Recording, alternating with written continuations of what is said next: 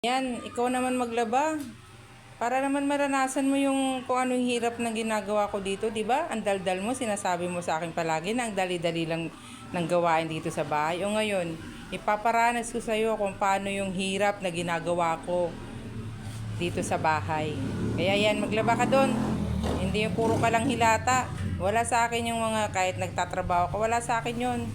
Wala akong pakialam doon. Maglaba ka na doon. Ayos ka. Kala mo ha. Bakit? Huwag ka na magreklamo.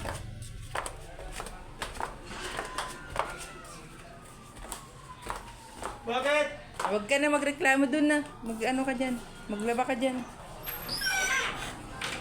Kala mo ha. Tingnan ko ngayon kung ano yung tigas mo. May nalalaman ka pang ano ha. Dali-dali ng trabaho dito ha. Okay. Ito ngayon yan.